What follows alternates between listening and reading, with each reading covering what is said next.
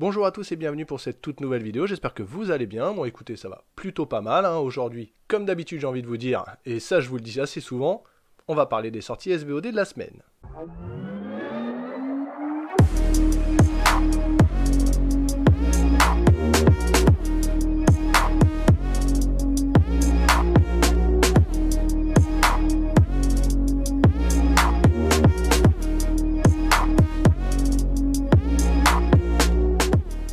Le 3 octobre sur Netflix, Chip and Patate, la saison 4, un adorable Carlin et sa nouvelle meilleure amie, une petite souris, entrent à la maternelle, accueillent des nouveaux membres dans la famille et apprennent à faire partie de leur communauté. Sur Prime Video, Jiminy Man avec Will Smith et Will Smith.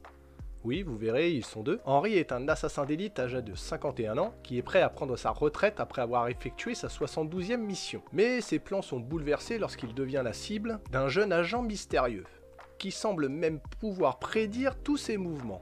Alors celui-là, il me semble que je l'ai vu qu'au cinéma et il y a bien longtemps, j'en ai plus trop de souvenirs. Il me semble qu'il n'avait pas été très apprécié, moi j'avais plutôt passé un bon moment, je crois. Alors à revoir, mais bon, voilà, Will Smith de toute façon, ça fait toujours plaisir de le voir. Alors on y va. Sur OCS, The Walking Dead, la saison finale, la partie 3. Et voilà, c'est terminé, c'est la dernière saison, les derniers instants de Walking Dead. Bon, il y a encore des spin-offs derrière, vous inquiétez pas, donc allez, pour les grands fans, c'est votre moment. Sur Disney+, Solar Opposite, l'épisode spécial Halloween, une famille d'extraterrestres venus d'un monde meilleur doit se réfugier dans l'Amérique moyenne, et se demande si la Terre est totalement affreuse ou si seulement elle est juste géniale. Alors j'ai pas vu ce dessin animé, donc je peux pas en dire grand chose. Le 5 octobre sur Netflix, L'Empire du Bling, la saison 3, une télé-réalité, youpi. Le téléphone de Monsieur Harrigan, Greg, un jeune garçon, se lie d'amitié avec un milliardaire plus âgé, John Harrigan. Féru de nouvelles technologies, Greg souhaite transmettre sa passion à John qui se tient éloigné de tous ces progrès technologiques. Je sais pas quoi en penser, on verra bien. Pupille, avec Sandrine Kéberlin et Gilles Lelouch, Théo est remis à l'adoption par sa mère biologique le jour de sa naissance. Les services de l'aide sociale à l'enfance et le service adoption se mettent en mouvement. Les uns doivent s'occuper du bébé dans cette période d'incertitude, tandis que les autres doivent trouver qui deviendra sa mère adoptive. Alors j'ai loupé au cinéma, bon c'est pas le genre de film qui m'intéresse, on verra si j'ai le temps. La Crue, quand une inondation dévastatrice menace la ville polonaise de Wrocław en 1997, des scientifiques et des officiels locaux doivent prendre des décisions aux lourdes implications. Connais pas. Togo, lorsque des trafiquants de drogue tentent de l'enrôler lui et ses amis, un gardien de voiture fait tout pour protéger son territoire et son gagne-pain. Une étoile à la fois, inspiré du roman italien Per Lanciazzi d'Al Steele. Bon alors je l'ai fait à l'anglaise, mais bon ça doit pas être comme ça que ça se prononce. Ce film raconte l'histoire passionnante de Saul, une jeune femme qui tente de surmonter ses plus grandes peurs après la mort de son meilleur ami. Downton Abbey, le film, et pas la série, les Crowley et leur personnel intrépide se préparent à vivre le moment le plus important de leur vie, une visite du roi et de la reine d'Angleterre. Bon alors pour les fans de la série, soit vous l'avez déjà vu, soit vous l'attendez comme une pépite. Sur Prime Video, The Sound of 007, un documentaire qui revient sur les bandes son de tous les films James Bond, et Dieu sait il y en a quelques-unes. Je vous avoue que ce documentaire il m'intéresse un peu parce que James Bond, voilà, je kiffe bien, et c'est vrai que les musiques, elles sont toujours importantes. Sur Disney+, The Beer, la saison 1, Carmen, une jeune chef du monde de la gastronomie, est de retour à Chicago pour reprendre la direction de l'établissement familial. Tout ça à la suite du suicide de son frère. Loin de son univers, Carmen doit faire face aux écrasantes responsabilités d'une petite entreprise, à un personnel récalcitrant et à des relations familiales tendues, tout en subissant les conséquences de la tragédie. Les Simpsons, la saison 33, il y en a pas mal. Bon alors est-ce que je suis vraiment obligé de vous présenter les Simpsons? Sincèrement je ne pense pas, la photo suffit. Vampirina, la saison 3, une jeune famille de vampires déménage de Transylvanie à la Pennsylvanie et elle doit gérer le fait qu'elle se retrouve la petite nouvelle. Un drôle de shérif, la saison 1 à 4, Rome, petite bourgade du Wisconsin, mais pas si tranquille que ça. Le shérif Jimmy Brock et sa femme Jill, qui est médecin, élèvent leur petite famille dans un univers où se succèdent meurtres, drames et phénomènes en tout genre. En thérapie, la saison 2, c'est une copie conforme de la série In Treatment avec Gabriel Byrne, quelque chose que j'avais plutôt apprécié, j'aime bien ce côté où on est du côté du psychologue à voir ses patients, c'était plutôt intéressant.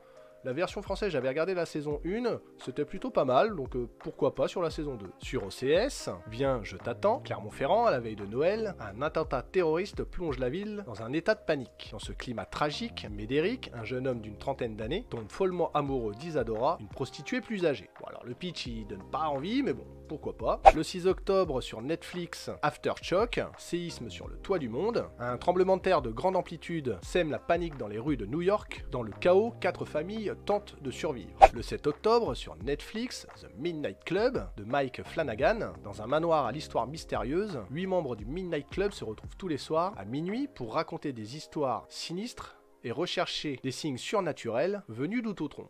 Bon, Flanagan, hein, c'est une valeur sûre, ça c'est sûr, je vais la regarder. Derry Girl, la saison 3, la série suit Erin et ses amis dans les années 90, en Irlande du Nord, alors qu'ils grandissent dans un monde de policiers armés et de points de contrôle de l'armée britannique, tout en tentant de surmonter les hauts et les bas de l'adolescence. The Reading Team, Rebondir ensemble, un documentaire sur l'équipe de basketball américaine qui est envoyée en mission à Pékin aux Jeux Olympiques de 2008 pour reconquérir l'or après leur défaite en 2004. Jeffrey Dahmer, autoportrait d'un tueur.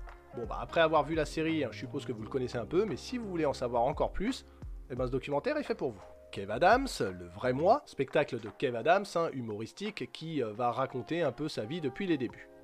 Bon, je suis pas un plus grand fan de Kev Adams, mais bon, pourquoi pas. American Girl, avec Mila Kunis. Annie, new-yorkaise à la langue bien pendue, semble tout avoir pour être heureuse. Un poste convoité, une garde-robe à tomber, un mariage de rêve prévu, mais quand le réalisateur d'un documentaire l'invite à raconter sa version du terrible incident survenu au prestigieux lycée Blenty durant son adolescence, Annie doit affronter une sombre vérité qui menace la vie qu'elle a bâtie. À Glitch, les membres d'un club d'OVNI tentent de retrouver le petit ami de Hong Shi-yu, disparu dans un mystérieux faisceau de lumière. Au cours de leur quête particulière, le groupe découvre un mystérieux complot. Old People, Ella rentre dans sa ville d'origine avec ses enfants pour le mariage de sa sœur. Le petit village isolé a bien changé puisque tous les jeunes sont partis, laissant les vieux à leur triste sort. Quand un terrible orage frappe la ville, eh bien on va dire que les retraités sont en pleine rébellion.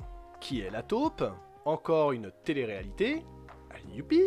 Tiger et Bunny, la saison 2, dans une métropole animée et protégée par une bande de super-héros, sponsorisée par de grandes industries, les Next, le vétéran Wild Tiger est forcé de faire équipe avec le débutant Barnaby Brooke. Tiens, c'est marrant, ça me fait penser un petit peu à The Boys. James chez les Bizarroïdes, garçon ressemblant à une bulle, James remet en question tout ce qui l'agace. Le résultat, une vie pleine d'aventures bizarres, en compagnie de ses 2 meilleurs amis. Andropause, à l'aube de l'andropause, un père de famille quinquagénaire se lance dans une quête obsessive de changement et de bonheur, quitte à tout gâcher. Dollhouse, le chanteur tourmenté d'un groupe de rock, tente de reconstruire la relation qu'il n'a jamais eue avec sa fille, perdue de vue. Sur Prime Video, Darknet-sur-Mer, pour Ben et Flo, 2 jeunes hackers du dimanche, la vie semble beaucoup plus excitante sur le Darknet que dans leur paisible petit port de pêche. Mais la quiétude de Poney-sur-Mer ne va pas tarder à voler en éclats alors que débarquent en ville Alcan et Véran, 2 mafieux albanais bien remontés après s'être fait flouer en ligne par les 2 geeks. Catherine Cold Birdie, les aventures d'une adolescente dans l'Angleterre médiévale alors qu'elle tente d'éviter les mariages arrangés que son père lui réserve.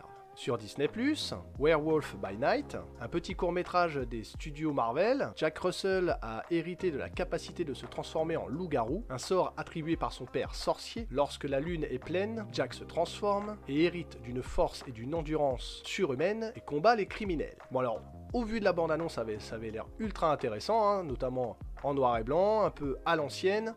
Ah, ça a l'air sympathique. On me dit dans l'oreillette que ça risque bien de nous faire oublier She-Hulk. Mickey et la légende des 2 sorciers. Bon bah voilà, encore un petit dessin animé Mickey, ça fait toujours plaisir. Le secret de la momie, quelques jours avant Halloween, 3 amis découvrent dans la cave de leur voisin une momie qu'ils ressuscitent accidentellement. La folle histoire de Max et Léon, les aventures de Max et Léon, 2 amis d'enfance, fainéants et bringueurs, qui tentent par tous les moyens d'échapper à la Seconde Guerre mondiale. Le 8 octobre, sur Netflix, Bad Guys, un procureur chargé d'appréhender un homme d'affaires malveillant qui contrôle la ville, assemble une petite équipe d'hommes qui eux-mêmes sont un peu malveillants aussi. Le 9 octobre, sur Netflix, Papy Chat, Alger, dans les années 90, Nejma, 18 ans, étudiante habitant la cité universitaire, rêve de devenir styliste. Reine d'un jour, reine toujours. Encore une télé-réalité. Wouhou! Sur Prime Video, Animal Kingdom, la saison 5 et 6, Joshua voit sa vie basculer lorsque sa mère meurt d'une overdose. Il est accueilli par sa grand-mère, qu'il connaît peu. Celle-ci est à la tête d'une fratrie baignant dans la criminalité. Pour survivre, le jeune homme va devoir prouver sa loyauté. Alors j'ai jamais commencé celle-là, 6 saisons ça fait un peu long, mais bon, il va falloir que je m'y mette. Et voilà, c'est tout pour cette vidéo, j'espère qu'elle vous aura plu, si c'est le cas on lâche le pouce en l'air comme d'habitude, sinon le pouce en bas, tant pis pour moi. On n'hésite pas à partager la vidéo pour les copains qui ne seraient pas au courant. Si ce n'est pas déjà le cas, abonnez-vous, c'est important pour moi mais c'est aussi important pour vous. Moi je vous dis à très bientôt pour une prochaine vidéo. Ciao!